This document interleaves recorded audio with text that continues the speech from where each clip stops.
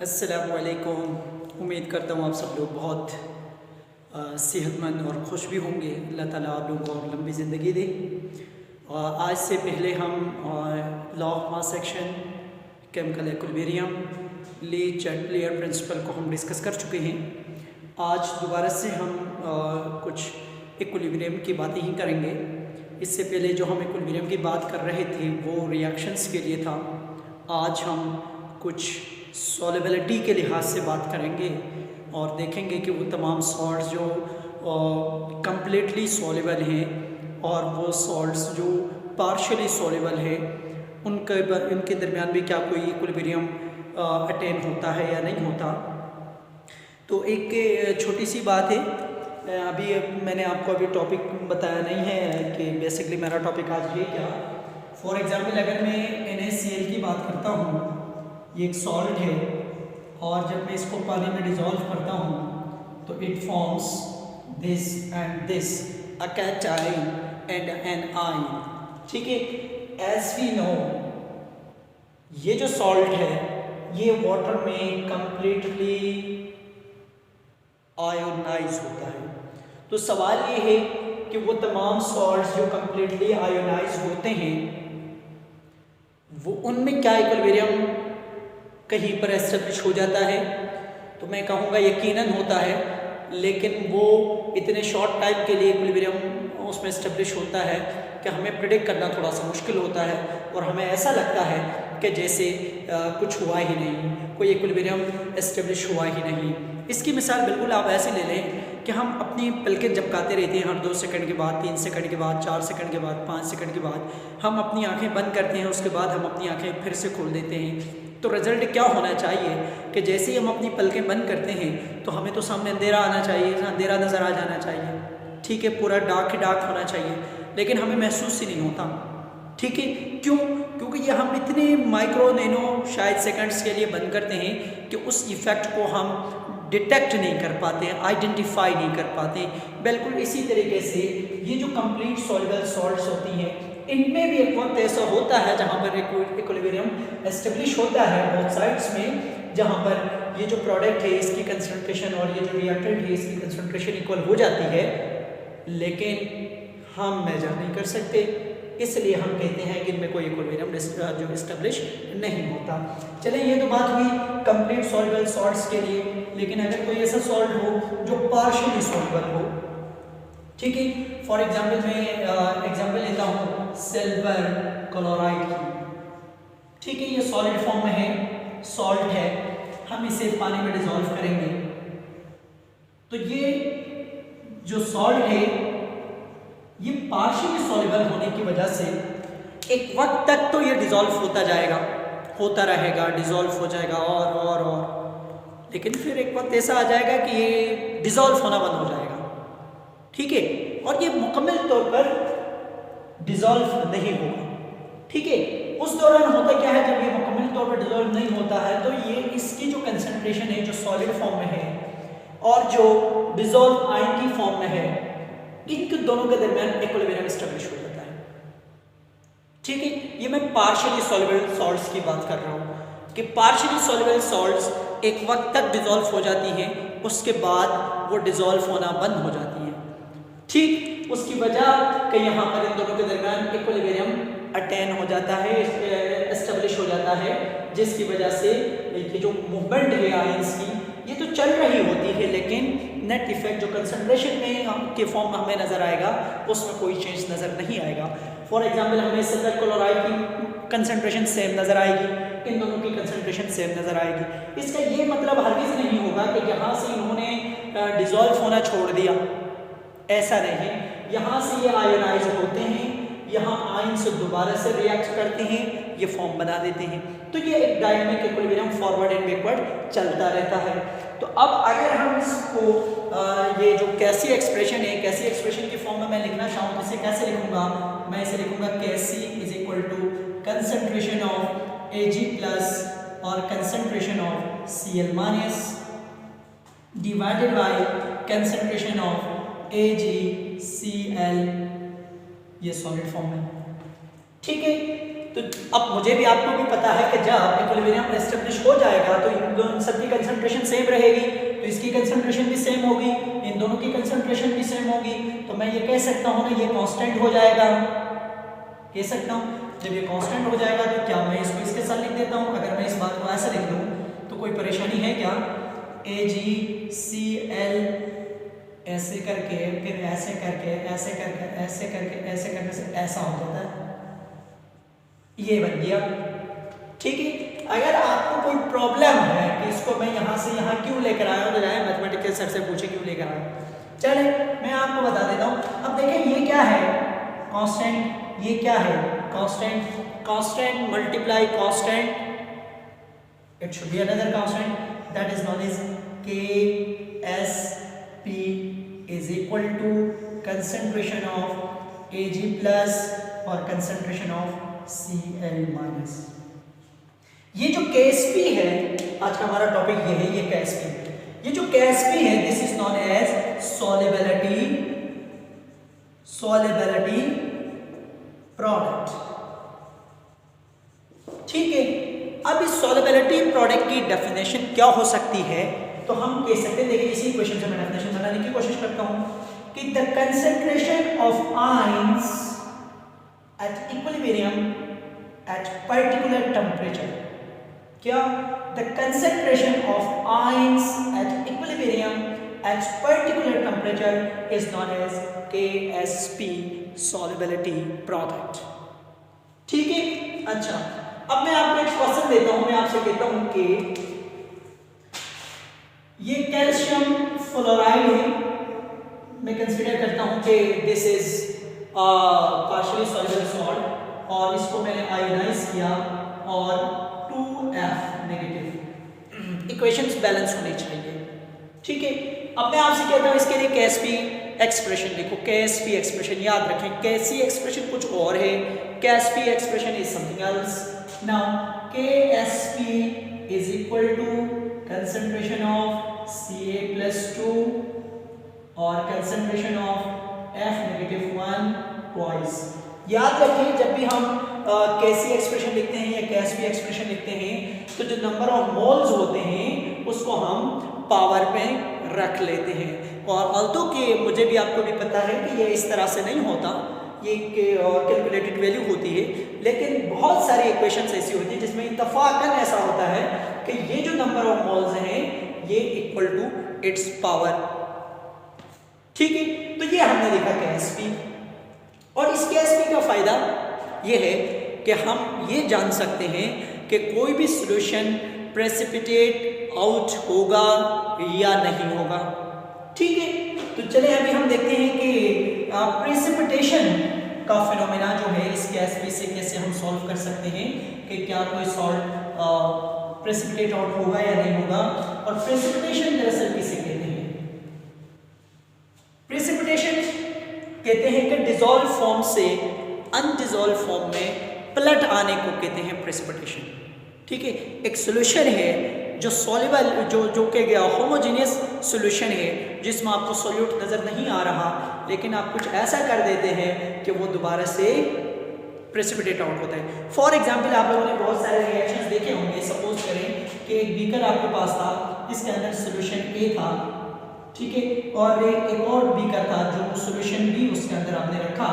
ये दोनों ट्रांसपेरेंट होते हैं, बिल्कुल क्लियर सॉल्यूशंस है, हमारा मानना है ऐसा, हम ऐसा मानते हैं। ठीक है, हम क्या कर देते हैं, इन दोनों को एक और बीकर में मर्ज कर देते हैं, यानी यहाँ पर A प्लस B ऐड कर देते हैं। जैसे ही हम A प्लस B ऐड कर देते हैं वहाँ पर हमारे पास ये जो चीज़ें हैं ये प्रेसिपिटेशंस फॉर्म होने लगती है। ठीक है, फॉर एग्जांपल अगर मैं सिल्वर नाइट्रेट, जो कि सबने लैब में देखा भी होगा, कलरलेस सॉल्यूशन है, और इसका एक सॉल्यूशन है, उसको दूसरा NaCl के सॉल्यूशन से मिक्स कर दो। NaCl का भी सॉल्यूशन आपको पता है ट्रांसपेरेंट होता है। हम जब इन दोनों को मिक्स कर देते हैं तो जो मिक्स फॉर्म है उसमें हमें व्हाइट प्रेसिपिटेट्स मिलते हैं, व्हाइट प्रेसिपिटेट्स फॉर्म होते हुए नजर आते हैं। इस फिनोमेना को कहते हैं प्रेसिपिटेशन।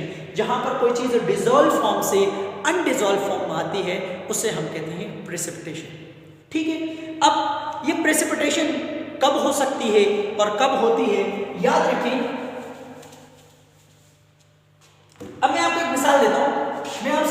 सिल्वर क्लोराइड, इसकी KSP की वैल्यू मैं सपोज करता हूं, फर्ज करता हूं, मैं कहता हूं इसकी KSP की वैल्यू है 2, ठीक है। और एक सॉल्यूशन आपके पास है, उस सॉल्यूशन में सिल्वर की कंसंट्रेशन है 2 मोल्स, क्लोरीन की कंसंट्रेशन है 2 मोल्स, ठीक है। ये कांस्टेंट वैल्यू है जो आपको पता है, ठीक है। और ये हमारे पास कुछ सॉल्यूशंस हैं जिसमें सिल्वर की कंसंट्रेशन है 2, क्लोरीन की कंसंट्रेशन है 2 मोल्स। क्या इस सॉल्यूशन में सिल्वर की पीपीटीज बन रही होंगी, सिल्वर क्लोराइड की पीपीटीज बन रही होंगी या नहीं बन रही होंगी? तो हम क्या करते हैं, इसका आयोनिक प्रोडक्ट फॉर्म करते हैं। आयोनिक प्रोडक्ट जो है दरअसल ये वही कंसंट्रेशन है आयंस की जिसको हम KSP कहते हैं। KSP आयोनिक प्रोडक्ट को हम उस वक्त कह सकते हैं जब डिसॉल्व और अनडिसॉल्व फॉर्म के दरमियान इक्विलिब्रियम हो, तो उस दौरान आयोनिक प्रोडक्ट को हम KSP कहते हैं, अदरवाइज हम इसको आयोनिक प्रोडक्ट के ही डील करेंगे। अच्छा, तो अब सिल्वर क्लोराइड के लिए आपके पास फॉर्मूला क्या होना चाहिए, Ag+ इसकी कंसंट्रेशन और Cl- इसकी कंसंट्रेशन आपको पता होनी चाहिए। अभी हमने बताया आपको कि इसकी कंसंट्रेशन 2 है और इसकी भी कंसंट्रेशन 2 है, इन दोनों का जो मल्टीप्लिकेशन था वो था 4 आयोनिक प्रोडक्ट। यानी इस केस में आयोनिक प्रोडक्ट जो है वो ग्रेटर देन KSP है। Always remember when the ionic product is greater than KSP, solution precipitates. लिख लो ये बात कि जब भी आयोनिक प्रोडक्ट KSP से ग्रेटर हो तो प्रेसिपिटेट फॉर्म करेगा, और अगर लेस हो तो नहीं करेगा, साफ सी बात है। तो हम क्या करेंगे, जब कभी हमसे पूछा जाएगा कि कोई सोल्यूशन है आपके पास और हमने इसको ऐसा मर्ज कर दिया और फिर क्या बताइए हमें, आपने जो भी है तो बताएं, आपने केमिस्ट्री पढ़ी है तो क्या ये सोल्यूशन प्रेसिपिटेट फॉर्म करेगा या नहीं करेगा? कुछ भी नहीं करना, आयोनिक प्रोडक्ट फॉर्म करो, KSP फाइंड करो, बता दो दुनिया वालों को कि ये फॉर्म करेगा या नहीं करेगा। चलिए अब हम एक ऐसा न्यूमेरिकल सॉल्व करके देखते हैं, ठीक है। अच्छा जी, अब हमारे पास एक न्यूमेरिकल है, मैं न्यूमेरिकल रीड करता हूँ, आप लोग इंशाल्लाह से लिखेंगे। Numerical is a solution is prepared by mixing of 1 dm cube of 2 molar solution of NaCl and 1 dm cube of 2 molar solution of lead nitrate will precipitation of PbCl2 forms if the KSP for lead chloride is 4। सवाल सुना? ठीक है, screen में नजर भी आया होगा आपको सवाल। चले मैं अब आपको यहां पर सॉल्यूशन बना देता हूं। आपसे कहते हैं concentration of NaCl 2 moles per dm cube, concentration of lead nitrate NO3 2 moles, volume of NaCl, इसको मैं V1 नाम दूंगा 1 dm cube, volume of lead nitrate, इसको भी मैं V1 नाम दूंगा, ये V1 for NaCl and V1 for lead nitrate, ये भी 1 dm क्यूब है। अब आपसे सवाल ये है कि will lead chloride forms PPTs precipitate out होगा या नहीं होगा, छोटा सा सवाल है, ठीक है। अच्छा, अब हम लिखते हैं सॉल्यूशन। अच्छा, अब मैं आपको यहाँ पर थोड़ा डायग्राम के जरिए समझाता हूँ कि बेसिकली इस सवाल में हो क्या रहा है। अगर मैं आपको ये प्रोसीजर समझा सका ना तो यकीन करें आपको समझ में आएगा। ये कहते हैं कि फ्लास्क हमारे पास है, ठीक है, और इस फ्लास्क में NaCl का सॉल्यूशन है। इस फ्लास्क का जो वॉल्यूम है वो है 1 dm क्यूब, या इसका जो सॉल्यूशन है उसका वॉल्यूम है 1 dm क्यूब, और यहाँ पर जो NaCl की कंसंट्रेशन है वो है 2 मोल्स। होपफुली नजर आ रहा होगा। एक और फ्लास्क है जिसमें हमारे पास एक दूसरा सॉल्यूशन रखा है हमने, और इसके अंदर हमारे पास है lead नाइट्रेट, ठीक है, और इसका भी वॉल्यूम है 1 dm³ और इसकी भी मोलैरिटी है 2 मोल्स। ठीक है, ये इनके पास दो अलग अलग अपैरेटस रखे हुए थे, इन दोनों अपैरेटस में दो अलग अलग सॉल्यूशंस रखे हुए थे। इन्होंने क्या किया, इन दोनों को मर्ज कर दिया। ठीक है, एक बड़ा सा कंटेनर लिया, एक बड़ी फ्लास्क ली, ठीक है, इसमें क्या किया, इन दोनों को ऐड कर दिया। ठीक है, तो अब मुझे ये बताएं कि क्या ये जो नया सॉल्यूशन बनेगा इसका वॉल्यूम इन दोनों के वॉल्यूम से चेंज होगा या नहीं होगा, या सेम रहेगा, क्या होगा? जाहिर सी बात है चेंज होगा। 1 dm³ ये 2 dm³ होना चाहिए। इन अगर मैं एक गिलास वाटर एक जग में डाल देता हूँ, फिर उसी दूसरा गिलास वाटर लाकर उसी जग में डाल देता हूँ, तो जग में पानी की जो वॉल्यूम है वो ज़्यादा होना चाहिए ना। तो इसका टोटल वॉल्यूम कितना चाहिए? 2 dm³ होना चाहिए। 2 dm³ कैसे हो गया? क्योंकि इसका जो वॉल्यूम है वो 1 dm³ है, इसका जो वॉल्यूम है वो 1 dm³ है। इन दोनों सॉल्यूशन को मैं मर्ज करूंगा, जब इन दोनों सॉल्यूशन को मर्ज करूंगा तो वॉल्यूम चेंज होना चाहिए। ठीक है, चले अब आपकी केमिस्ट्री पूछता हूँ, इस NaCl की कंसंट्रेशन इस फ्लास्क में वही रहेगी या चेंज होगी? नहीं, चेंज होगी। सपोज करें कि अगर आप एक गिलास शुगर के अंदर, एक गिलास वाटर के अंदर 2 चम्मच शुगर डालती हैं, वो डालते हैं और उसको फिर एक जग पानी में डाल देती हैं। आपके पास एक पूरा जग पानी है, आपने एक गिलास शुगर सॉल्यूशन बनाया है और उस शुगर सॉल्यूशन को उठाकर आपने पानी के अंदर डाल दिया, वो उस जग के अंदर डाल दिया, तो उसके अंदर तो उतनी शुगर है ना, उस जो जगह है उसमें उतनी कंसंट्रेशन है जितनी गिलास में। लेकिन आप मुझे ये बताएं कि चीनी की कंसंट्रेशन कम होगी ज़्यादा होगी? यकीनन कम होगी। ठीक है, तो चूंकि वॉल्यूम ज़्यादा हो गया, तो यहाँ पर जब वॉल्यूम बढ़ गया तो इन दोनों की कंसंट्रेशन चेंज हो गई, इसकी भी कंसंट्रेशन चेंज हो गई, इसकी भी कंसंट्रेशन चेंज हो गई। प्रेसिपिटेशन यहाँ फॉर्म नहीं हो रही होगी, प्रेसिपिटेशन यहाँ फॉर्म नहीं हो रही होगी। अगर प्रेसिपिटेशन फॉर्म हो रहे होते यहाँ हो रहे होंगे, तो मुझे और आपको NaCl और Cl2 की कंसंट्रेशन चाहिए यहाँ पर। ठीक है, यहाँ पर NaCl की कंसंट्रेशन क्या है, यहाँ पर लेड नाइट्रेट की कंसंट्रेशन क्या है, ये कंसंट्रेशन हमें मिल जाए ना, तो हम बता सकते हैं कि यहाँ पर प्रेसिपिटेशन फॉर्म होंगे या नहीं होंगे। चलिए, अब पहले मैं आता हूँ NaCl के लिए। इस फॉर्म में तो हमें NaCl का वॉल्यूम भी पता है, NaCl के मोल्स भी पता है, कंसंट्रेशन भी पता है, लेकिन इस फॉर्म में क्या होंगे? इसको मैं कहता हूं कंडीशन 1, कंडीशन 1, और इस फॉर्म को मैं कहता हूं कंडीशन 2। अभी इन दोनों को हमने 1 बाय 1 सॉल्व करना है। पहले इसकी कंसंट्रेशन फाइंड करनी है, फिर इसकी कंसंट्रेशन फाइंड करनी है। ठीक है, तो अब मैं यहां पर लिखता हूं for NaCl। ठीक है, एक फॉर्मूला आप लोगों ने बहुत मजेदार सुना होगा, चटपटा सा फॉर्मूला है, M1V1 = M2V2।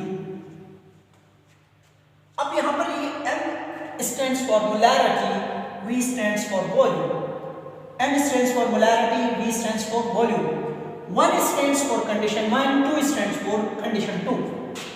ठीक है, तो अब हम NaCl की बात कर रहे हैं, तो NaCl की कंडीशन 1 में मोलारिटी कितनी है? 2 मोल्स। वॉल्यूम कितना है? 1 dm³। कंडीशन 2 में मोलारिटी कितनी है? नहीं पता, मालूम करना है। वॉल्यूम कितना हुआ? 1/2। टोटल वॉल्यूम कितना हुआ? यानी 1 dm³ इसका, 1 dm³ इसका, इसका टोटल वॉल्यूम कितना है? 2 dm³ है। तो अब मुझे बताएं M2 किसके बराबर आ जाएगा? M2 किसके बराबर आ जाएगा? 2 मोल्स। नहीं, 1 मोल आ गया, बोलते भी नहीं हो। 2 से 2 कैंसिल हो गया, 1 dm³। क्या करते हो यार? M2 कितना आया? M2 = 1 molar. ठीक है, अब इसी तरीके से हम बेटा दो इसको, ये दिमाग में रख लेना, ये बस कंडीशन 1 कंडीशन 2 अलमारी में तो नहीं रखना, दिमाग में रखना है। अब हम बात करते हैं फॉर लेड नाइट्रेट, ठीक है। C1 M1 वाला फॉर्मूला हम लगाएंगे, M1V1 is equal to M2V2, इसकी कंसंट्रेशन इनिशियल 2, फाइनल, ये अच्छा वॉल्यूम कितना है 1, M2 मालूम करना है, this is 2, M2 is equal to 1 dl3 1 mole, M2 is equal to 1 mole पर dl3, ठीक है। अच्छा, अब सवाल में हमसे ये पूछा है कि क्या लेड क्लोराइड प्रेसिपिटेट्स फॉर्म करेगा या नहीं करेगा। तो लेड क्लोराइड के लिए पहले मुझे आयोनिक प्रोडक्ट का फॉर्मूला बना देने। आयोनिक प्रोडक्ट का फॉर्मूला इसका होना चाहिए कंसंट्रेशन ऑफ Pb+2 और कंसंट्रेशन ऑफ Cl-2 यहाँ पर होगी। अच्छा, अब मैं यहाँ ये जो इक्वेशन है मैं कैसे लिख रहा हूँ इसको, इसके लिए आपको इसकी आयोनाइजेशन पता होनी चाहिए, आयोनाइजेशन की प्रैक्टिस कीजिएगा, ठीक है। अच्छा, अब मुझे बताएं क्या आप इन दोनों इक्वेशन से ये बता सकते हैं कि लेड की कंसंट्रेशन कितनी है? नहीं बता सकते। इस कंसंट्रेशन से क्या आप मुझे बता सकते हैं, ये जो चार्ट मैंने यहाँ पर ड्रॉ किया है, इससे बता सकते हैं Cl की कंसंट्रेशन कितनी है? नहीं बता सकते। तो अब दूसरा काम मेरा आपका ये है कि इसकी कंसंट्रेशन, इसमें से Cl की कंसंट्रेशन और इसमें से लेड की कंसंट्रेशन फाइंड करनी है। उसके लिए बहुत सिंपल सा तरीका है, देखिए NaCl जब आयोनाइज होता है ना तो ऐसे आयोनाइज होता है Na+ और Cl-, और ये इक्वेशन बैलेंस है। इसका जब 1 मोल आयोनाइज होता है तो Na का 1 मोल बनता है, Cl का 1 मोल बनता है, ये बैलेंस इक्वेशन आपको बताती है। तो जब इसके 1 मोल 1 ही है इत्तेफाक से, तो इसका जब 1 मोल आयोनाइज हो रहा है तो 1 मोल इसका बन रहा होगा और 1 मोल इसका बन रहा होगा, तो इसकी कंसंट्रेशन तो हमें मिल गई। लेड नाइट्रेट की क्या कंसंट्रेशन होनी चाहिए? NO3 ट्वाइस, और जब ये आयोनाइज होगा NO3 -, ठीक है। तो अब इसकी कंसंट्रेशन क्या होगी? देखिए इसका भी तो 1 है, दोबारा से 1 मोल जब इसका आयोनाइज हुआ होगा तो 1 मोल इसका बना होगा और 2 मोल इसके बने होंगे, ठीक है।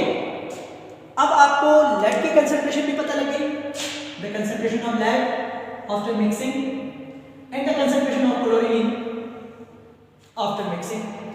अब आप इन कंसंट्रेशंस को आयोनिक प्रोडक्ट में रख के बता सकते हैं कि क्या ये सॉल्यूशन प्रेसिपिटेट्स फॉर्म करेगा या नहीं करेगा। चलिए देखते हैं। Ionic product is equal to concentration of Pb+2 और Cl-, ठीक है। Pb की कंसंट्रेशन कितनी है 1 और इसकी कंसंट्रेशन कितनी है 1, तो 1 को 1 से मल्टीप्लाई करोगे तो 8 तो आंसर आएगा ही नहीं। Ionic product is equal to 1। अच्छा, इस क्वेश्चन में हमने आपसे Ksp की वैल्यू दी है आपको, ठीक है। Ksp की वैल्यू हमने आपको बताई है। अब आपने उस Ksp की वैल्यू को इससे कंपेयर करना है, ठीक है। कंपेयर करने के बाद अगर आयोनिक प्रोडक्ट की वैल्यू ग्रेटर हो Ksp से तो PPTs विल फॉर्म। अगर अब देखें आपके पास आयोनिक प्रोडक्ट भी आ गया, Ksp की वैल्यू आपको पता है, उन दोनों को लिंक करें, मैं नहीं बताऊंगा, खुद बताएं कि इन दोनों में से ग्रेटर कौन सा है। अगर आयोनिक प्रोडक्ट ज्यादा है, if ionic product is greater than Ksp, precipitation should form. और अगर आयोनिक IP लिखता हूं, ठीक है, आयोनिक प्रोडक्ट लेस हो Ksp से तो PPTs will not form। अब बहुत सारे स्टूडेंट्स बहुत शरारतें, खैर स्टूडेंट और शरारत ना हो मुमकिन ही नहीं है। जब भी मैं ये लोग ऐसे डिस्कस करता हूँ, मैं कहता हूँ कि आयोनिक प्रोडक्ट ज़्यादा हो तो ये होगा, कम हो तो ये होगा, तो फ़ौरन से सवाल करते हैं सर अगर बराबर हो तो। उस वक्त मैं उनको एक ही जवाब देता हूँ। देखिए सपोज करें मैं यहाँ पर हूँ और मैं बताना चाहता हूँ कि मुझे प्रेसिपिटेशन फॉर्म करनी चाहिए या नहीं करनी चाहिए, और दोनों तरफ मेरे पास वैल्यूज़ दोनों की बराबर हैं, तो I will do like this. उस वक्त ये जो लेड क्लोराइड है ना ऐसा कर रहा होगा, वो इधर भी जा रहा होगा, इधर भी जा रहा होगा, वो उसी को इक्विलिब्रियम कहते हैं। ठीक है, तो जब ये दोनों बराबर हो तो उसी वक्त वो इक्विलिब्रियम पा जाता है। ठीक है, तो वो इधर से उधर भी जा रहा है, उधर से इधर भी आ रहा है, उधर इधर इधर, इसको देख रहे हैं हमारे। ठीक है, गुड। ठीक है, चलें, कल तक के लिए अल्लाह हाफिज़।